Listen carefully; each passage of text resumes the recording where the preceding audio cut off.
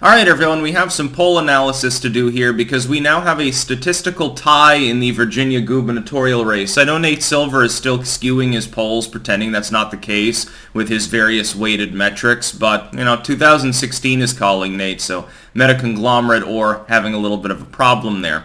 Use RCP, it's more accurate, it makes much more sense, as long as you know how to pick through the numbers a little bit and use just a little bit of common sense. This is basically what I do in my own poll analysis, and I've been hesitant to make a prediction about this race. The only thing I can say right now is that this is an exact 50-50 scenario now, within my opinion. If Terry Mcauliffe is more than 1.5 points ahead in the aggregate, I give him the advantage. Up until about a week ago, that was the case. So I said it's more like a 60-40. He's the incumbent. The Democrats have a machine politics system there. And while the election's been mostly defortified, you can still have some honk-honk going on. Youngkin, though, appears to have, by and large, the momentum going into the final step of the race. And I know there will be one more polling period before voting happens. That's not for another, week. I realize that. Judging based on what I see here, and I'll try to explain, link in the description, there's an archived link to the updated page with the aggregated polls. I've got that up here, and I'm going to be referring to that briefly because there are a couple of things that I would like to note about this. Keeping in mind, of course, you can't determine the actual number using even poll aggregates, but you can determine a trajectory. Right at the end here, you have a downturn for both candidates. Again, I will explain that. That is, in my opinion, an aberrance because of one of the particular polls and their methodology here. I'll try to explain. Now, keep in mind, if you're watching this video on YouTube, there will be links down below in a pinned comment to 4 other video hosting sites that I use.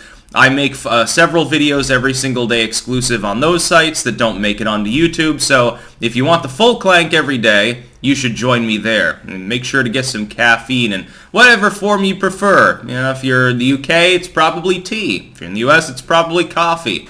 If you're weird like me, it's probably an energy drink. You can't get the millennial out of me. It's just a big problem. I'll be like 70 years old. They'll have me on a Red Bull drip in the nursing home. Anyway, I'm going to refer to this directly on the page, so I'll be looking at that a little bit. Right at the end there, when you see on the line graph, if you're watching this at the moment that I'm uploading it, because there will be new polls over the next few days, I expect. And the Fox News poll is now dated. I'll explain that and Trafalgar kind of at the same time as well.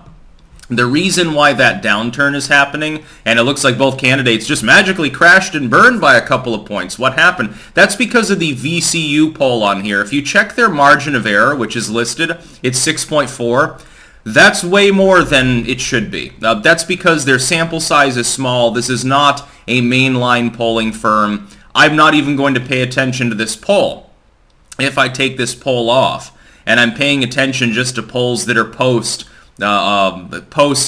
recent fracas with Terry Mcauliffe with regards to parenting that don't begin until after that happens. I've got 3 polls to work with, 2 of which show exact ties between Mcauliffe and Youngkin. Now, in one of these polls, you're approaching a 100% actual margin, which is Emerson. There's only 2 points that are outside of that. If we assume, and this is an assumption, this is based on video that I've seen, this is based on pictures people from Virginia have shown me, this is based on the seemingly panicked nature of fundraising for Mcauliffe, the fact that the Democrats have brought in Obama, which is sort of like the equivalent of going nuclear in their campaigns. Obama's really hesitant to do that. They have to pay him inordinate amounts, I'm sure, to come and make a 30-minute speech. If I look at all of that, I would say there is a better than 50-50 chance Youngkin will have higher turnout. I believe that enthusiasm for him, but also now the vote against Terry Mcauliffe element among certain parent voters is going to carry him more than Mcauliffe, who has run a campaign that is marginally about, hey, Youngkin is allied with Trump. Be afraid of him, orange man bad. The problem is that Joe Biden is now the president. Recency bias has begun to kick in, and people look at Biden, the dude that's there. And even if they hated Trump, they've now found reasons by and large why they hate Biden too. So they're not thinking about Orange Man. They're not afraid of him because he's not in office. And a lot of them, I believe, have written him off completely and don't even expect him to run. So if Terry McAuliffe's main platform is be afraid because there'll be more insurrections, evil people, but you're offering critical race theory to parents, and you're deriding them explicitly, which he did. You're allied with an administration that is hemorrhaging popularity. It's going to drag you down anyway. I said in my last analysis, in a tied race, if Mcauliffe is not leading by 1.5 or more, that's my 50-50 break-even point, then he has a less than 50-50 chance of being elected. Youngkin, I believe, would be more likely to win. Depending on the margin, it becomes more or less likely. So if McAuliffe's leading by 1.6, you could still say Youngkin maybe wins. If McAuliffe's only leading by a point, in some scenarios, he may still win. And again, keep in mind, there is a Democrat-heavy machine politic in parts of Northern Virginia that is extremely corrupt. It has no transparency whatsoever. There will be shenanigans in the Virginia election. The problem, if you have a candidate who has shot up out of nowhere and you underestimated the odds of the GOP having a chance because McAuliffe is the incumbent with a bunch of experience and he's 10 points ahead on day one, maybe you don't work quite so hard. After all, it is more difficult to do that on a state level when in some of those precincts they're run by Republicans. or they're swing areas and they've got a hodgepodge. It's going to be kind of difficult to fiddle with things. In the case of Virginia, you have had partial defortification as well. Again, there's a reason why I encourage anyone who's in Virginia, you need to turn out and vote. And yes, of course, I would encourage you to vote for Youngkin. Because Terry McAuliffe is flat out incapable of leadership. Between the coronatarianism, the lockdownerism, which is destroying economies. You see, you go to your store. Is there a bare shelf? Blame the goddamn Democratic Party. There's no one else to blame. And it's getting worse. And even the Democrats' own economic heads don't believe that the problem will go away for another 6-7 months. You did hear what Janet Yellen said the other day, correct? She said, oh yeah, some point Q2 of 2022, this issue should resolve itself. If that's her optimistic appraisal, maybe it won't be until 2023. Or maybe next winter. This is going to be economically a dark winter.